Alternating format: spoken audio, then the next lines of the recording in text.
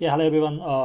So basically आज के market में क्या हुआ, कैसे मैंने ट्रेड किया है, आइए डिस्कस करते हैं। और क्या मैंने गलतियां की, uh, मैं यहाँ पे शेयर करने जा रहा हूँ। जो भी गलती की वो मैं चाहता हूँ आप लोग वैसी गलती ना करें। और मैं भी ये वीडियो के माध्यम से मैं अपनी गलती को भी एक एक रिकॉर्ड रखना चाहता हूँ कि क्या मैंने गलतियाँ की, उन सब का एक रिकॉर्ड हो। और आगे चल के फ्यूचर में मे बी वीकेंड में, मंथली में जब भी मुझे समय मिले तो मैं खुद का अपना वीडियो देख सकूं और जो भी मेरी गलतियां उससे मैं सीख सकूं।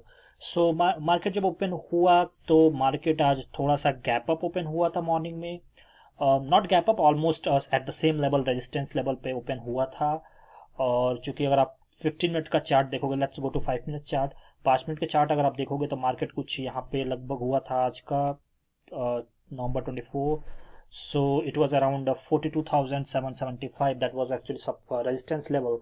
So प्लानिंग ये थी कि लास्ट दिन का, मतलब पिछले दिन का जो सब रेजिस्टेंस था, जो कि हाई था पिछले दिन का, वो था 42,840 के आसपास में, 40-45 के आसपास में। तो ये प्लान था कि अगर मार्केट सुबह खुलता है और एक ही कैंडल में अगर ये तोड़ता है पिछले दिन के हाई को, फिर मेरे को उससे कोई मतलब नहीं था, मैं ट्रेड में नहीं घुसने वाला था। लेकिन जैसा मैंने प्लान किया था एग्जैक्टली वैसा हुआ। मार्केट खुला, शुरू के फर्स्ट 15 मिनट में इस पिछले दिन के हाई को इसने नहीं ब्रेक किया, उसके अंदर ही ट्रेवल किया और ज्यादा नीचे भी नहीं गया। क्योंकि ऐसा भी होता है कि ऐसा नहीं है कि अगर पिछले दिन के हाई को ब्रेक नहीं कर रहा है बट नीचे बहुत ज्यादा आ जा रहा है, नीचे 100-200 पॉइंट नीचे आ जा रहा है, फिर हम ब्रेक करेगा, फिर उस तरह का मोमेंटम नहीं मिलने वाला है।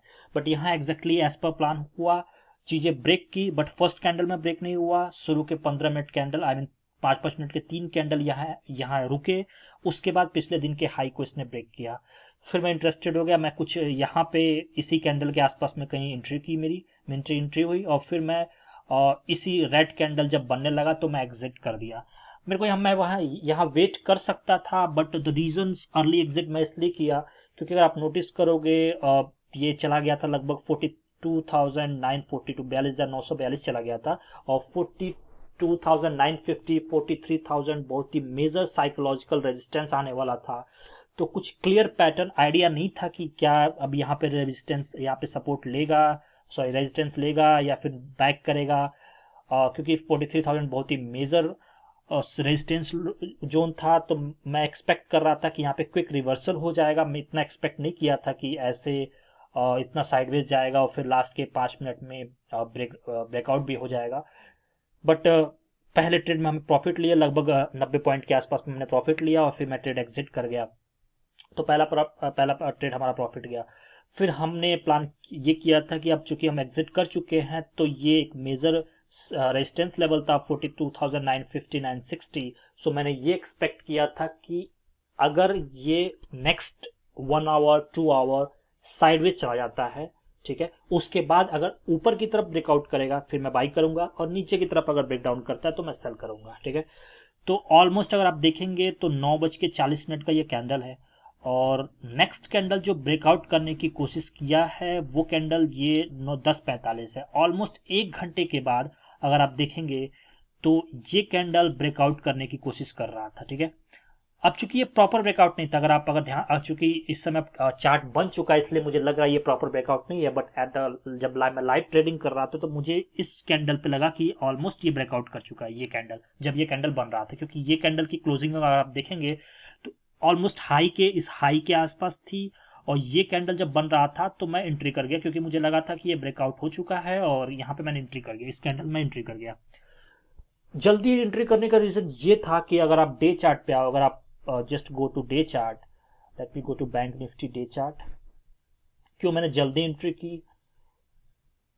क्योंकि अगर आप डे चार्ट में देखोगे तो ऑलरेडी ये एक साइडवेज एरिया था, ये पूरा जो एरिया था एक साइडवेज एरिया था। इस साइडवेज एरिया को, जोन को ये ब्रेकआउट दे चुका था और इसके ब्रेकआउट देने के बाद इस कैंडल के ऊपर ही ट्रेवल कर रहा था। तो एक तरह से पॉजिटिव सेंटीमेंट मार्केट का बहुत ज्यादा ही तगड़ा था।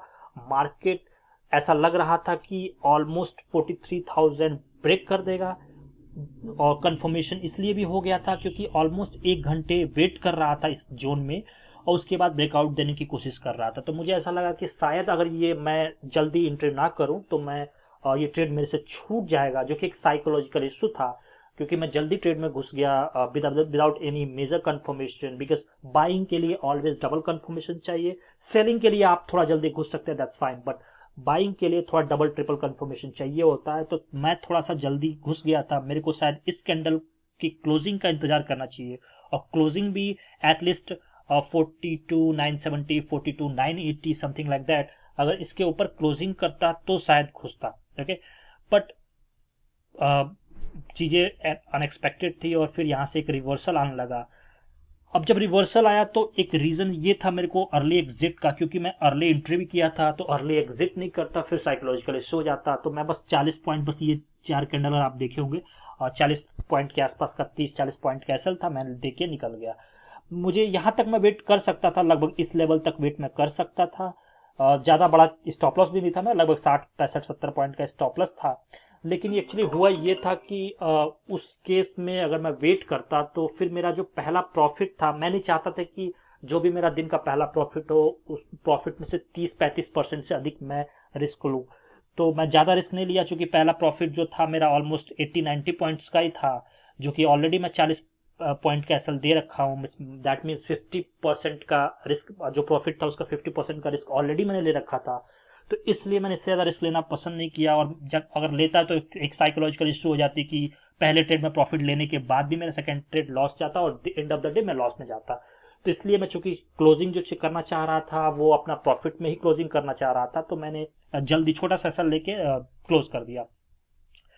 तो इसके बाद नॉर्मली मैं 12-1 बजे के बाद मार्केट नहीं देखता हूँ। तो फिर मार्केट एक नीचे आया और फिर लास्ट के आधे घंटे के अंदर इसने एक ब्रेकआउट दिया, जो कि नॉर्मली आज देखेंगे आजकल मार्केट में यही हो रहा है, लास्ट के 15-20 मिनट में ही मूवमेंट आ रहा है। अगर आज के मार्केट में देखें तो ऊपर की तरफ मूवमेंट आया, कल के मार्केट देखेंगे नीचे की तरफ आया, उसके पहले के अगर मार्केट के देखेंगे तो लास्ट के 15-20 मिनट में ही या आधे घंटे के अंदर ही कुछ एक मूवमेंट आ रहा है। तो फिर वो मैं लास्ट के मार्केट में ट्रेड नहीं करता, मैं नॉर्मली 12-1 बजे तक एग्जिट कर जाता हूँ। जो भी ट्रेड लेना होता है या तो मॉर्निंग में लेता हूँ या फिर लेटेस्ट बाई 11 और 12 उसके बाद मैं ट्रेड नॉर्मली नहीं लेता हूँ। तो आज का दिन काफी सही रहा, पहला ट्रेड तो सही गया, बट दूसरा ट्रेड थोड़ा सा fear of missing trade you can say, मतलब साइकोलॉजिकल इश्यू तो था ही, जल्दी मैं घुस गया।